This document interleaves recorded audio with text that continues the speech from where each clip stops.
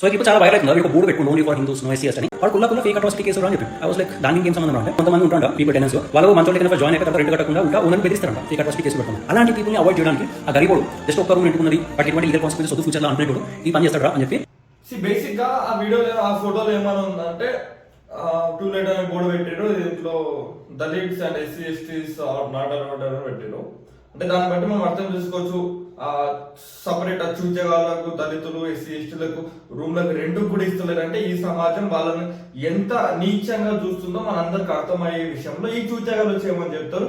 లేదు కొంతమంది అట్రాసిటీ కేసుని అడ్డం పెట్టుకొని ఎందుకు చేస్తారా ఎవరు చేస్తారు చెప్పు అట్రాసిటీని 99% అట్రాసిటీ కేసులు ఇప్పుడు రియల్ అవుతున్నాయి. ఏదో 1% కొంతమంది చూచేగాలు ఇచ్చేచ్చు తప్ప ఇప్పటికి కూడా 99% ఊర్లల్లా ఒకరిని తిట్టారంటే అరే మాది ఇది మా లాంటి పేర్లు తీసి ఇస్తారు. ఎందుకు ఇస్తారా మాలోడు మాదిగోడు అంటే ఎందుకు చిన్న చూపు మాలోడు మాదిగోడు వాళ్ళని చిన్న చూపు వేసి చూస్తుర్రు. వాళ్ళు బతకడానికి ఇబ్బంది అవుతారు. వాళ్ళ ఈ కుల పేరు చెప్పుకోవడానికి కూడా వాళ్ళు సిగ్గుపడేటట్టు చేస్తుర్రు.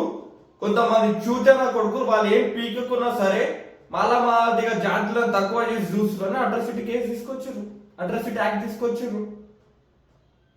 ఇప్పుడు వాడు ఒకడు దళితులను ఇంట్లోకి రానియే అంత పొగరు పట్టిన సూచన కొడుకులు ఉన్న దగ్గర క్వశ్చన్ చేస్తుంటే మళ్ళీ ఈ సూచన కొడుకులు వాళ్ళని డిఫెండ్ చేస్తారు. వీళ్ళు ఎంతసేపు ఈ సూచన కొడుకులకు ఈ బీజేపీ సంతానానికి బ్యాచ్ కి దళితులను బద్నాం చేస్తుడు, అంబేద్కర్ ని బద్నాం చేస్తుడు, కాంగ్రెస్ పార్టీని బద్నాం చేస్తుడు, మహాత్మా గాంధీని బద్నాం చేస్తుడు తప్ప ఈ సూచన కొడుకులకు దళితులకు నిజంగా ఏ రకమైన అవమానం ఇప్పటికి కూడా రిజర్వేషన్స్ ఉండగా రాజ్యాంగం ఉండగా పోలీసులు ఉండగా చట్టాలు ఉండగా ఇప్పటికి కూడా ఇంత ఘోరమైన అవమానాలు జరుగుతున్నాయి ఈ దేశంలో అంటే దానికి ఎవరు కారణం? వారిని మా గురించి మాట్లాడడం మొదలుపెట్టి చూస్తే నా కొడుకులు 24 గంటలు పొద్దున్న లేచినప్పటి నుంచి ఆ బీజేపీ సంఘ నాకుండా దళితుల పైన మన్ను చల్లే ప్రయత్నం ఒకటి చేస్తుంది. చూస్తే నా కొడుకులను బొంద పెట్టే దాకా మనం ఊకే లేదు ప్రజలు అది గుర్తుపెట్టుకోండి. ఇలాంటి చూస్తే నా కొడుకులు ఎవరైనా సరే దళితుల గురించి ఇష్టం వచ్చినట్టు మాట్లాడి దళితుల పైన బురద చల్లే ప్రయత్నం చేసినోకి కూడా మళ్ళీ వాని పైన కూడా బురద చల్లే ప్రయత్నం చేస్తే